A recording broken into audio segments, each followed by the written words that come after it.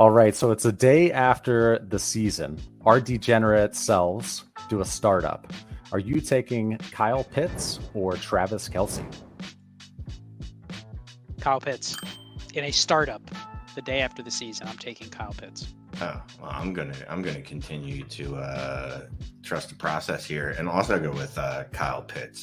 He's still going to be 22 years old.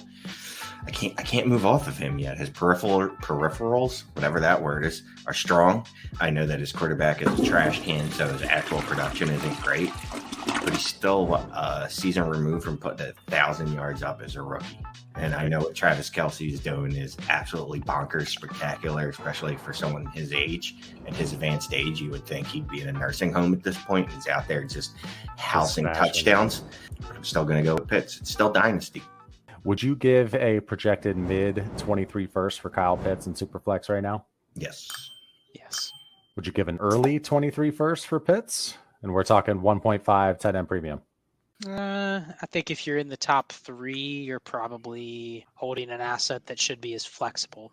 But I think if you're 104, 105, still considered potentially early, I'd be okay doing that. It's a roster construction thing. I think that's the biggest thing with the startup is if I'm doing a startup, I'm probably not aiming that I have to contend next year. I'll try, but he'll be one of those players that I'm building around. And if he accelerates his hit and starts to produce next year, then I can probably get to a place where I'm contending. But I'm not planning on it, meaning I have to hit on the Kyle Pitts pick next year to contend. I think it's the same with a rookie draft pick. You're probably making it because you're trying to achieve some sort of roster construction in the future. So what about Kelce right now? Like you said, Shane, we can't bet against this guy anymore. He goes out there. He's going to play till he's 40 years old. If you're contending right now, are you giving up 2 late 23 firsts for him to get that ship? Oh, I am. Yeah. I like titles and tight ends that score like the wide receiver one are hard to come by. And I know, look, obviously some of it's, I just tweeted this out, matter of fact, over the last 3 weeks, Travis Kelce's got the second most targets in the league. Now he's significantly behind Davante Adams, but Davante Adams has absolutely no competition for targets, but he's a tight end. He's got 34 targets over the last 3 weeks. He's on a heater right now. I want to win a title. I'll give up a couple late picks for him. Yeah, I mean, I think if you say definitely late playoff picks, YOLO, right? That's why you acquire those picks. I have noticed that the market for those picks, when they're clearly late playoff teams, they don't necessarily get what you think. Being able to buy even a locked-in starter at a non-leveraged position like tight end is even difficult now. Like even going and buying just like a wide receiver 2 that's a veteran, you're not getting that for a late first, even though you might look at a team and go, man, you're going to miss the playoffs. You're sitting on Davante Adams. Like you should probably take the first, but teams don't. Teams are looking at it like, you know what, I'm going to make you pay an extra tax. So with the 2 first, you're also getting not only an upgrade from a points perspective, like Shane said, but you're getting a positional advantage that nobody else in the league can match. So it's twofold. So it's almost like you're paying for 2 different things, and that would equate to, I think, 2 firsts. So I'm okay with it in the right spot. What's the word I'm looking for? What's the opposite of regression? Oh, regression. So it's touchdown scoring, right? He's got 11 touchdowns already this year, which I believe it matches his career already, his career high. He's got 2 games where he's had at least 3 touchdowns. There's reason to believe that he's not going to continue at this pace at the touchdown scoring. So scoring is going to drop. But we're talking about the difference between right now he's averaging 22 points a game to probably, I don't know, low end 18 points a game, which would still be an absolute smash at the tight end position. So we talk lots of times about how even if you're a contender, you're willing to sell off aging pieces if you don't lose too much of the production. In what circumstances and what would the price have to be? What would the trade have to look like for you to be a contender and get off of Travis Kelce? If you don't believe he's going to play for another 3-4 years and you want to get off of that asset, what would that trade have to look like? I think it has to do one of 2 things for me. One, it has to be 1 or 2 very specific names. But even right now, it's like Kyle Pitts is out for the season. Dallas Goedert's potentially out for the rest of the fantasy playoffs. That's like 2 of the other 3 or 4 tight ends you'd even consider pivoting off of Kelce for.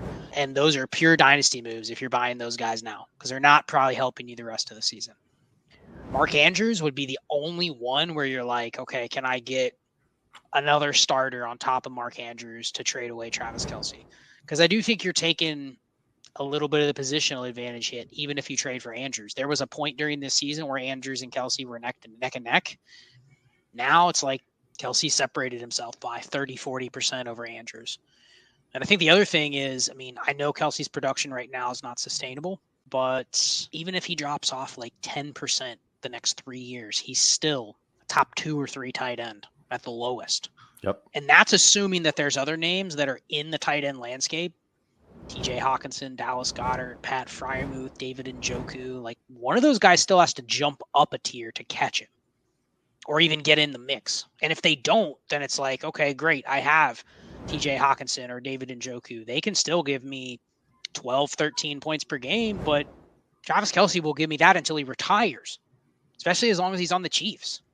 So I think you look at it as like you're fading the fact that he's getting older, that he's not going to play for 3 more years. But I think you're also confident that if he plays for 3 more years, even if he fades, he's still matching the tight end 5, tight end 6, if not beating those guys. So it's almost got to be a deal where I'm like, okay, the Mark Andrews owner just thinks he's going to suck the rest of the year. They're willing to give me Mark Andrews and another starter. And I don't see that happening from a dynasty perspective. So it's literally almost impossible to trade him off if you're a contender, unless you're going cross position. And like, honestly, if I have it, even if it's just 1.5 premium and you offer me a Austin Eckler for Travis Kelce, I'm not doing that. No, because the bang for your buck is higher at tight end. So it's almost like even you can name the running back that's also risky long-term. I think we'd all take Kelce, right? Barkley, Eckler, McCaffrey, we'd take Kelce over all those guys. And it's funny because we're finally understanding this positional advantage that he's held for Shane, the last 6 years in a row. And we're finally now valuing it because it just taken a lot of the running backs to fall off in every other tight end to never reach close to what he is for us to say, you know what? He's a first round startup pick now when he probably should have been 4 or 5 years ago when he was in his prime. He's actually getting better with age. That's the thing. He's outscoring his best fantasy season now by 2 full points a game. And again, obviously that's coming off a 33-point game, which is going to spike your scoring. But just looking at his targets per game and things like that, like this is the prime of his career, 33. And, look, I hate old people.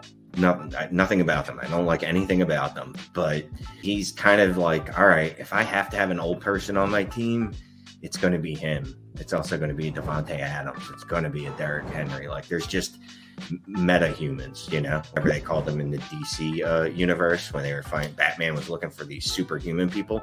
These are superhumans. Like, these are the outliers of the outliers. And they've shown us that. Like, Travis Kelce is somehow getting better at the age of 33, which should be impossible. To bet against it, I'm done with that.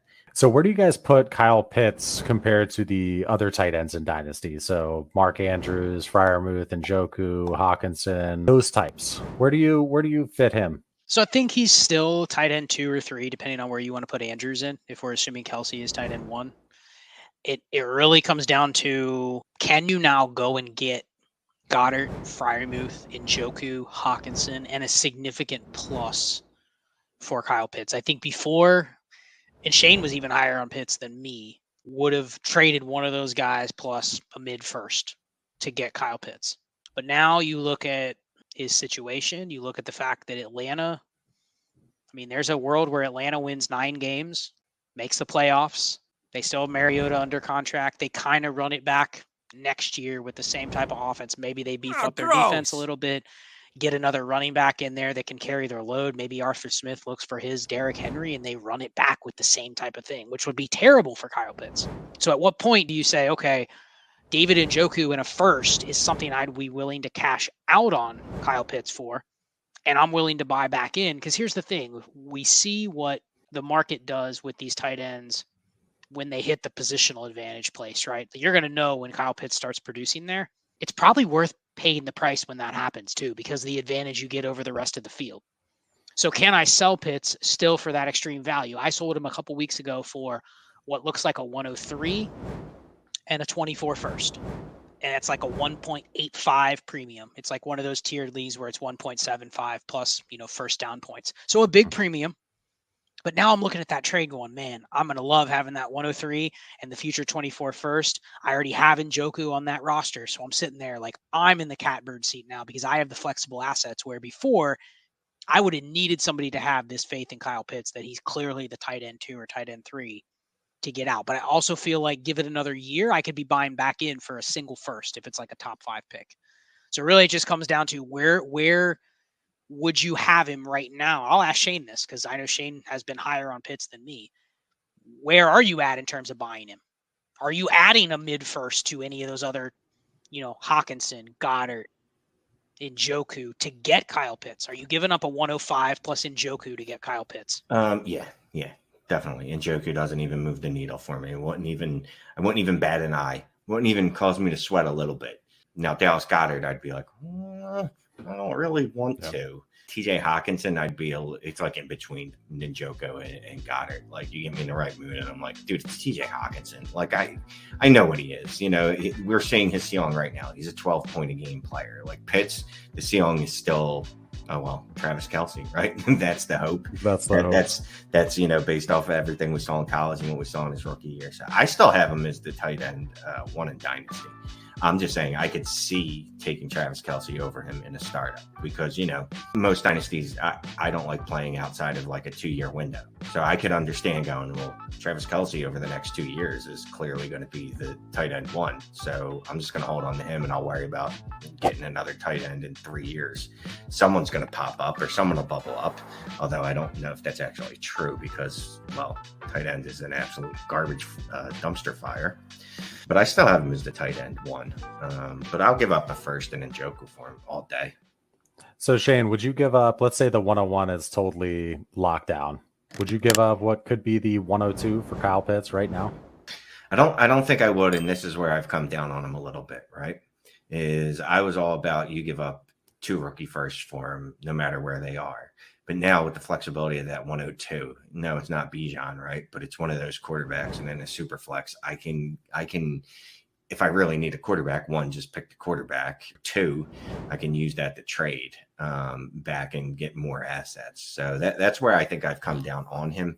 Is that I used to be, it was Kyle Pitts over pretty much any rookie pick. And now it's like, is it the 103, 104? Like I have to get into that range before I'm like, all right, I'll take Pitts.